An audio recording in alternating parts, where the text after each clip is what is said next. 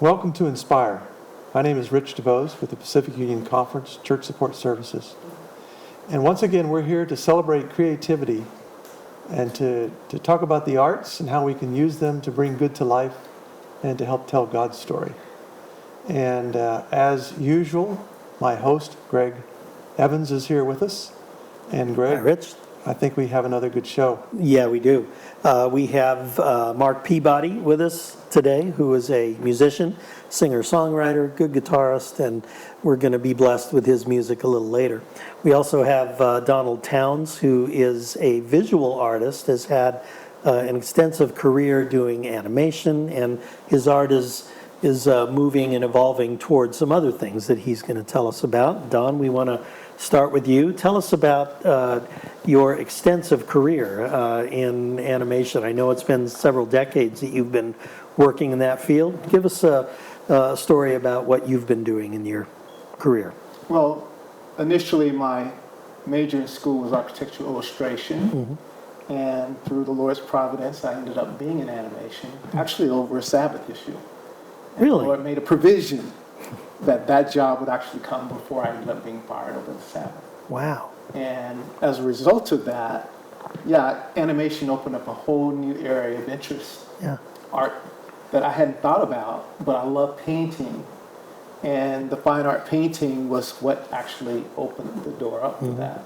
But I've been 35 years in the industry, 11 years at Disney, 24 years at a place called Ridgecrest Animation, doing background work. And those are the scenic things behind the character, mostly indoors as well as exterior things that people see happening. And that's called being a background painter. Being a background painter. Right, okay. That's correct. Good. Good. And of course, I'm transitioning from that the last couple of years and doing fine art.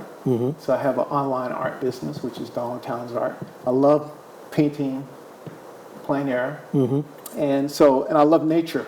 Yeah. So those things in nature is what I do, and hopefully people will be interested in buying those. Explain what you mean by plein air. Plein air is simply painting outdoors, the natural light. Usually people, well, not usually, but sometimes people will use photography as a way. But what happens is that you lose some of the color. You get, the values get pushed, darks and lights, to the more extremes. And you don't see the natural coloration that happens unless you're outdoors in nature. Oh, interesting. It's a better place to paint. Good, good. Now, when you say you've worked for Disney, that typically brings the question of, I'll bet he's worked on something that I've seen. And I'm sure our viewers would like to know, is there any well-recognized films that you have done some work on that our viewers would recognize, working for such famous companies as that? Well, there's a lot of projects that I did when I was there, but some of the ones that people would know more so would be like Little Mermaid, Beauty and the Beast, Aladdin, Tron. So those are some of the various projects. Right, yeah, that's fascinating, interesting work, isn't it? I enjoyed the process. It's a collaborative process, and most of all, I always saw it as school because you're around so many super talented people that you just take it all in. Yeah, right. So anything that helps advance one's ability to learn. Right. And it was like being in school. It allows the good to get better. Absolutely. Right, right. You know, a man who's already obviously enormously talented, but just being in that environment really is valuable, isn't it? Oh, big time. Yeah. Any way that you can grow at your craft, you can add those things that will give you better insight into what you're doing.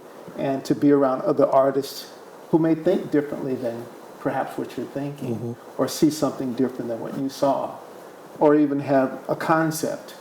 And that's part of the idea is as we're putting putting films together, we're coming up with concepts. And you begin to grow just being exposed to all of that. So. You mentioned collaborative. Did you work as a team, or how did you do that? Yes. In the background department at that time, there were about 7 of us that were background artists. We're making a film that generally will be an hour and 15 minutes long.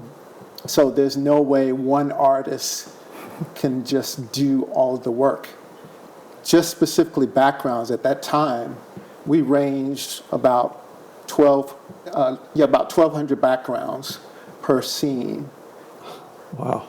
I said that wrong, not per scene, per film. Okay. So per film, and different scenes cutting. Some scenes you get to use over again. Other scenes, Sure. you may see it one time. So, Wow. so with that process, you need other artists doing different things in different areas. But hopefully, as a supervisor, you're changing it over, giving people different areas of challenges to keep it interesting for them as an artist as well. Interesting. So you're thinking the total overall. And then you segued into a religious film? Yeah, I worked for a company called Nest, Yeah. and the production company behind that was Ridgecrest Animation. And he had asked me if I would come over. At Disney, we had moved from every 3-4 years production to one production a year. And at that time, it was a little challenging to be a father at home with my children. They didn't see much of me. So I wanted to be able to back off a little bit and maybe spend more time at home. But they saw me as a production person and said, well, no, we see you here. And my boss at Rich Animation was a former Disney director that started his own company. And he wanted to do Bible stories. And he started that process. I did a little freelance for him. And he eventually asked me to come over to his company. And one of the criteria was that if I could at least work at home 2 or 3 days a week. That way I could be home with the family and just bring the work in. And he gave that offer, and I said, wow, okay. Then I have to make that transition. So we did Bible stories. Yeah, which included the Sabbath. Oh, well, Sabbath was never an issue Okay. as far as the animation business was concerned. So that was an extra blessing Okay. in that regard. But yeah, to be able to move over there and do Bible stories, and he did feature films as well, and he needed someone that had enough feature background experience to be able to carry the department through that. But doing the Bible series, as well as historical figure series, that was a blessing because I believed in the product even more so. Even though Disney had a higher quality level, but the product, I wasn't necessarily into the product so much as I was the Bible series. Yeah.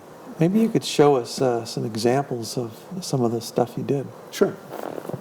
I'm going to bring up first 2 pieces that are traditional animation. At that time, we painted on illustration board using either gouache or acrylics as a medium to paint with. And so it was the old paint and brush approach to things, and then eventually it went to computer. But what you're looking at right now is a pre-production piece that I did at Crest Animation that was an animated version of The King and I. And I always liked this piece because it had a more designy effect to it. Right. And then here's another, this was from one of the Old Testament, New Testament Bible series that we did at that time. Again, the traditional painting process.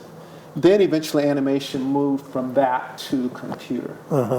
And if I was going to keep a job, of course, I had to learn how to paint on computer. Some people think the computer is something you just hit a button and it just shows up. No, it doesn't. Not so. Generally, when I paint on computer, I still approach it as though I'm painting a traditional background. So it's stroke, stroke, stroke, stroke, stroke.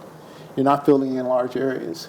And so hopefully when you do that, there's no difference in the look and feel of the work. And this is from a film called Alpha and Omega. It's not about God, Alpha and Omega. It was a love story, a forbidden love story between the Alpha wolf and the Omega wolf. And so this was a piece for that. And as well as this was another piece from that same film. In this particular film, because it's computer, in traditional, the backgrounds were actually in the film. Computer now, we're painting an imagery that the computer artists would make. And when they would make it, that's what you would see in the actual film, the computer-generated art. But this would give them the color, the look, the feel, the texturing, and everything that they would have to utilize. So the industry changed, and our role was different from that point. And then here's some personal background paintings that I'm doing now that I'm selling on donaldtownsart.com. And I love nature, as I said before. This is a piece from Angeles National Forest that I saw. Of course, it looks different than the actual scene because sometimes I change things. And sometimes I may do some things that's pretty much similar to that as well. Here's another piece from the National Forest. And here's a piece when I went to Jerusalem. Took a photograph of it, and with that, of course, had to use that as a reference point. And that was it. I'm really struck by your use of light. I noticed in one image where the moon, and as it went out from how the light faded, and I don't know if that was a computerized or Yeah, that was a traditional painted one, but that's very, very hard work to do. When I talk to painters, and I'm not one, but whenever I see a painting and I see good use of different shades of light, I'm always impressed by that. Well, that's what's important. You want to be able to utilize light Right. and shadow in the way that gives the image its best, especially when you're doing animation because it's a theatrical approach to Right. things. So that light and shadow is important. Yeah. You want to be able to express the moods, the emotions that carry the film. Yeah, So yeah. very important. You mentioned your website. Let's repeat that again so our viewers will know if they want to look at your art, and it's available for purchase as Yes. well, right? Yeah, we have and what was that prints. website again? It's donaldtownsart.com. So DonaldTowns.com. Okay. Art. Art. With the art. I'm sorry. No. DonaldTownsArt.com. Okay. Very, very good. Yeah. It's it's so inspiring to see someone using their talent, especially as you segued into biblical stories and that work. What I got from that is I really see God, using you as a tool, and you answered that call, and I think that's inspiring to all of our viewers to, That was a to see blessed that. door that he opened. Yeah, Yes. yeah, and it's he opens doors. Not everyone walks through them, though, and That's so true. that's really neat that you did that. Thank you so much for sharing all of that. Well, thank you for having me. All right, Appreciate that. Mark. Mark Peabody is a musician and a singer-songwriter. And I know you're the worship leader at the Yucaipa Seventh-day Adventist Church. Right, And tell us about how long you've been playing and what you're doing musically. Well, it's interesting. I actually started out as a classical violinist. That's what I did for most of my young life, was doing that. And then right around junior high, like a lot of teenagers, I got bitten by the rock and roll bug and started playing guitar in academy. Right. And right around the time I started playing guitar, our church started its first praise band. And the lead guitarist in that group, which my brother was part of as well, playing keyboards, I know him. The guitarist, he encouraged me to join up as a guitarist. At the time, I only knew 3 or 4 chords. So if I played those 4 chords with all my heart, soul, mind, and strength, and I picked up on it pretty well with the violin background and so forth. And for the past 25 years, I've been involved in leading worship either in a supportive role or as the leader, doing that. And I started writing songs probably about a year after I started playing guitar. So I started writing. Wow. And I've just been trying to develop my craft ever since. Right. Are you still playing violin as well, or A little bit. a little bit? A little bit here and there, I'll pull it out. Yeah. I'm always fascinated by what it is that motivates a person to go down the road of songwriting. And others will pick up the guitar, but they'll go down the road of just singing other people's songs, Right. which is fine. But what was it, within you that made you want to write your own songs? Well, even as a kid, I was coming up with little melodies and things like that, little melodic hooks and lyrics, and I thought everybody was like that. It wasn't until later on I found out that I was weird. Not at all. Yeah, and part of it too, I think, in my case, was maybe some insecurities about my voice, thinking, well, I might have a hard time singing someone else's songs, but let me try writing my own. So I think maybe that thorn in the flesh, as it were, caused me to focus more on the songwriting side of it rather than trying to sing or copy somebody else. Right. Yeah, yeah. Well, I think we'd love to hear one of your songs, Be glad to. a couple of your songs. Mark came to one of our Inspire events at La Sierra University and played at our open mic Saturday night program, and we have a lot to look forward to hearing him.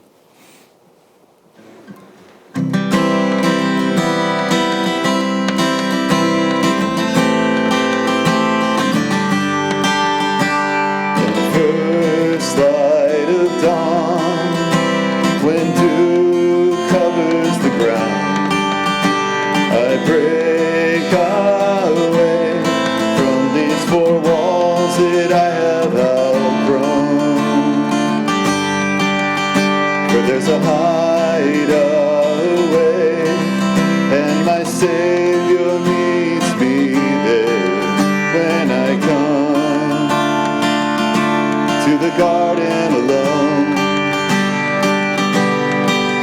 And he walks with me, and he talks with me, and together we consider the lilies that grow. And he sets the pace as we speak of grace. For a moment the world passes by like a shadow, and life is the way it should be.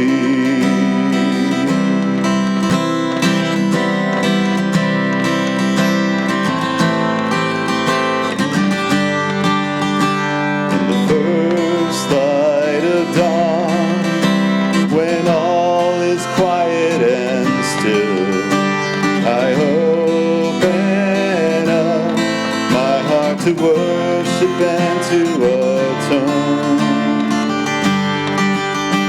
If you make your way past the fence, beyond the trees, you'll find me.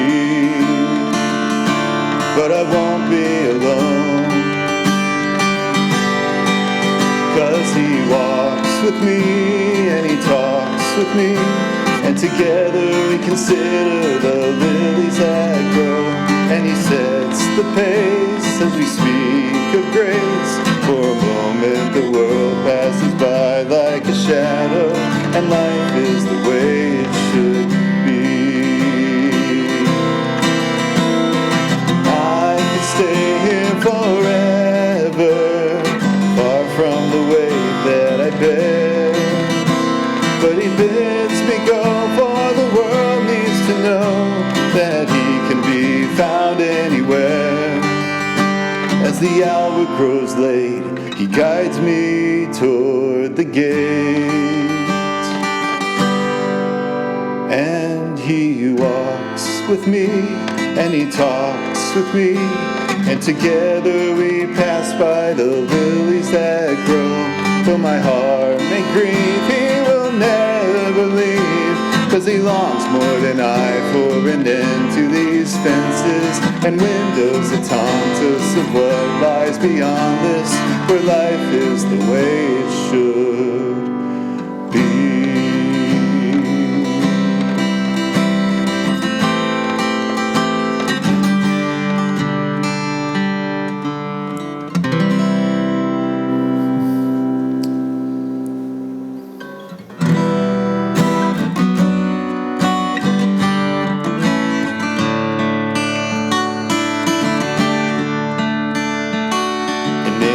Brighter than the rising sun awoke the king from his pyre and rolled the stone that blocked him in from the sound of heaven's choir. Those he known for all of time awaited the victor's ascent. But those who trod this world with him he loved until the end.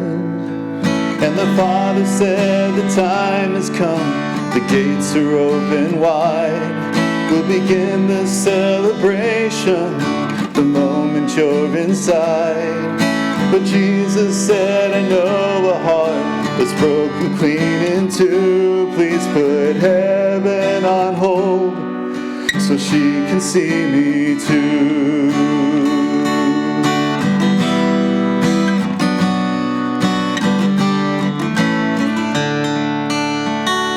She would force herself to greet the dawn, for the choking night had ceased, and walk familiar, war-torn ground to anoint her Prince of Peace. He was first to ever show her love, the kind she was longing to know. But since her world came crashing down, it was left to walk alone. And the Father said, the time has come, the gates are open wide. We'll begin the celebration the moment you're inside. But Jesus said, I know a heart that's broken clean in two. Please put heaven on hold so she can see me too. And he saw her reach the garden, confusion in her tears, for her soldiers had assembled, was now strewn with abandoned spears. She staggered toward the open tomb like a little lost child, and his heart was bad for both their sakes to be there for a while. And the Father said, the time has come, the gates are open wide. We'll begin the celebration the moment you're inside. Oh, but Jesus said, I know a heart that's broken clean in two. Please put heaven on hold so she can see me. Heaven is for her now, so let Mary see me too. Amen. Wow. Very nice, Mark. Why don't you come on back over to the couch? And Rich, I really like Mark's imagery that he puts into his songs. And that last one, the stories of redemption, are always stories that are appreciated by audiences and congregations. And I love the first song. You referenced the song "In the Garden," Yes. and I've I'm just going to use it. I've stolen a couple lines from great hymns as well, and I don't mean that literally, of course. I think they're public domain, and it's perfectly acceptable to do. But it's great because it brings people to those songs that we grew up with, many of us, depending on what generation we're in. But I like the use of that in that first song too. Thank you. Very well done. In your worship leading, tell me about. Because singer-songwriter type songs are very different than congregational songs. Right. And do you ever use any of your own songs in leading worship, or do you write praise music per se? Oddly enough, with all the years I've been doing praise leading, I haven't written a lot of sing-along praise songs. Yeah. Not for lack of trying, but just hasn't been I haven't felt inspired that way. Mm-hmm. To do that, but I'd love to definitely write some songs that could be used by congregations. Right. Sure. Yeah, I think that's it. I've tried as well, and I find it very difficult to do, and I don't know why, but it really is something I've struggled with, and I sat down many a time and consciously said, okay, I'm going to do this, right. and just, have never felt really strongly about any of them. I think worship songs don't tend to be story songs. Right. And for singer-songwriters, it just seems very natural to write a story. Right. With your song. I'm curious, have you recorded any? I did a recording session in San Diego one time, which was a lot of fun of that first song, actually. Mm-hmm. But I haven't actually put any up on iTunes yet or anything like that, but I'd like to do more of that kind of thing. Do you go around to different churches and do special musics? Yes. Okay. I enjoy doing special music, different places, anywhere that God opens doors up to sing and play. My songs. How would people contact you if they wanted to do that? Well, I'm very active on Facebook, probably too active, like a lot of us, you know.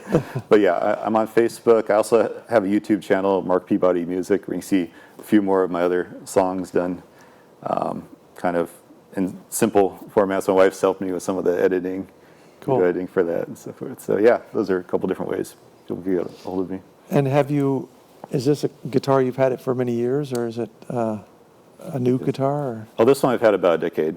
Okay. Yeah, it's been very good to me. This Taylor 310C, I really like it a lot. Okay. What did you have before? I had a little kind of a knockoff brand Okay, one I so had this for a was a while. step I up. came in Montana, so I'll say I wound up giving that one away, but this is definitely a step up. Yeah. A decade-old guitar is just getting broken in. Right. Yeah, the older they get, the better they get. Yeah, That's what I hear. Yeah, they do. The woods open up, and we don't want to get too technical here, but how the grains open up and create different tones, really. I've got a 50-year-old Martin at home that just is better than the day it was made, honestly. Yeah, so they're all good. What kind of things inspire you? Well, let me rephrase it. Do you sit down intentionally to write a song, or do you kind of just wait for something to go, there's a song? You know, whether it's a spoken a phrase or a biblical text that how does the songwriting process work for you? Well, the second way is more how it works for me. If I try to sit down intentionally to do it, it kind of falls flat in a lot of ways. But if I have an idea of some kind, then I can immediately jot it down or put it in my phone, Right. go back and start working on it, fleshing it out. So whether Right. it's something I read or a sermon I heard or something like that. Yeah. I use my phone a lot, the little audio app. Yeah, Yes. I'll sing a phrase or something, that just comes to me, right. both the melody and the words, and then I'll just leave it there and then come back to it later and Yeah. push it out. Yeah. Yeah, it's always a little different, isn't it, how it works? So, Yeah. well, I really want to say thank you to Mark for coming. Donald, to you as well. We've again seen the diversity and of talent that God gives people, Rich, and it just is something that I continue to be inspired by myself. And so thank you to you. Thank you to our viewers, whether you're watching this from a computer or from a TV. We appreciate you being here. Thanks for watching.